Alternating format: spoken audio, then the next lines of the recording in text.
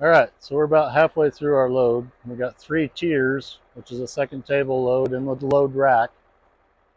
I'm going to demonstrate a reverse tie on this 4th tier. A reverse tie puts the tie to the back of the stack. So if it's one of your first loads going into a barn or you just want to stabilize the stack better, I do basically a reverse on 4, regular 8 bales on 5, and then a standard on 6. Or you could do a reverse on 4, standard tie on 5, and then just 8 bales after that.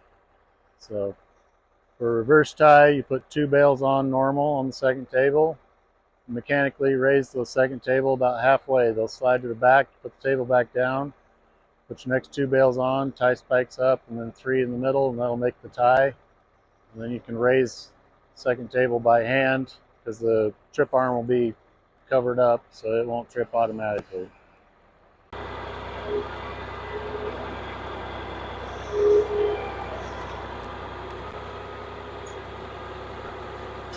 All right, so we got our reverse tie formed.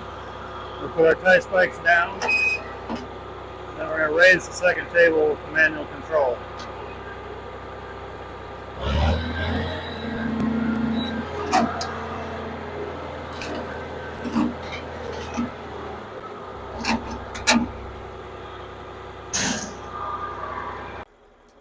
All right, so we're on our 5th layer now, our 5th tier.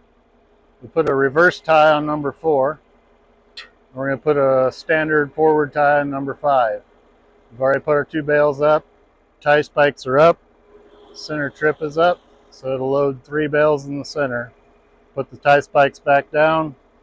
With the 16 by 18 bales, we're going to put 2 more bales on normal. It should trip the second table. If it doesn't, we'll just trip it by hand manually.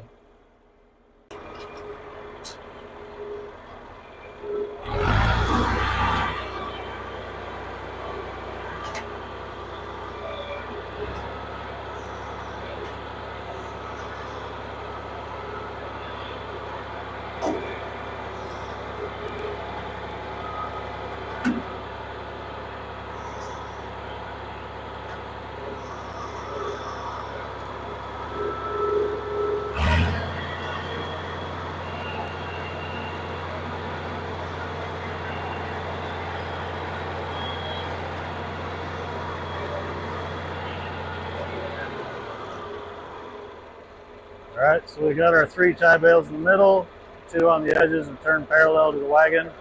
So we're done with the tie spikes. We're going to put them back down. Usually you just hit the handle till you hear the squeal. That's a relief valve coming in effect. It means everything's out of the way. You can also look back and see that the 2 spike angle actuators are down and the center.